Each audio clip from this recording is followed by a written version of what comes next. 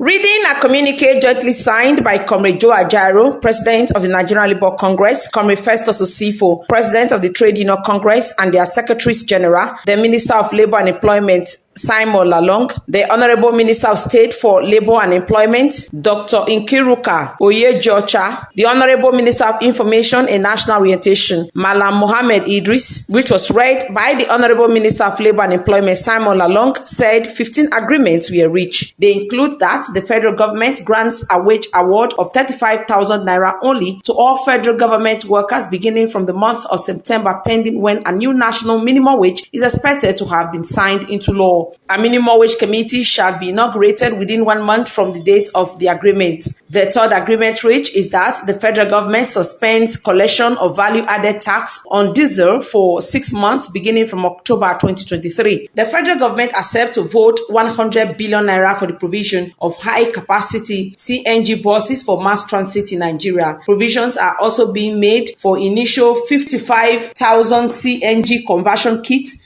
to kickstart an auto gas conversion program, while work is ongoing on state-of-the-art CNG stations nationwide. The rollout aims to commence by November with pilots across 10 campuses nationwide. 5. That the federal government plans to implement various tax incentive measures for private sector and the general public. 6 is on the leadership crisis rocking the National Union of Road Transport Workers and the purported prescription of the Road Transport Employers Association of Nigeria. The federal government commits to handling labor matters in line with relevant ILO conventions and Nigerian Labour Act. A resolution of the ongoing impasse is expected by or before October 13. 7. The issue of outstanding salaries and wages of tertiary education workers in federal-owned educational institutions is being referred to Ministry of Labour and Employment for further engagement. 8. That the federal government commits to pay 25,000 naira per month for 3 months starting from October 2023 to 15 million households,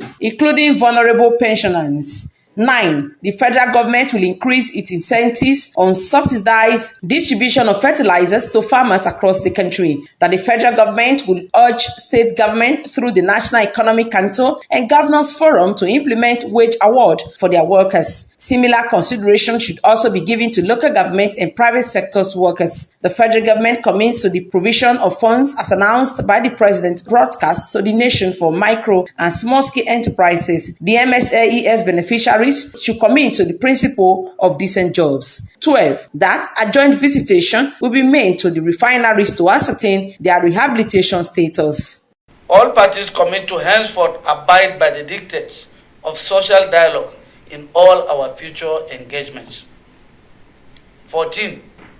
The NLC and the TUC accept to suspend for 30 days the planned indefinite nationwide strike scheduled to begin Tuesday, the 3rd of October 2023. After 30 days, if these issues are not implemented, we'll revisit all the issues. Because if they are not implemented within that period, it shows bad faith.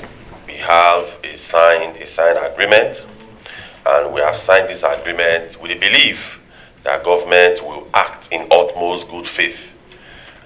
We signed this agreement with the belief that every single item in this agreement are implementable.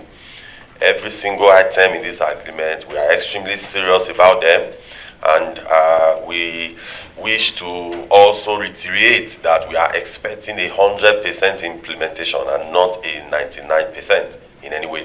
It was also agreed that the memorandum will be filed with the relevant court of competent jurisdiction within 1 week as consent judgment by the federal government. Best Orator reporting for BTV News.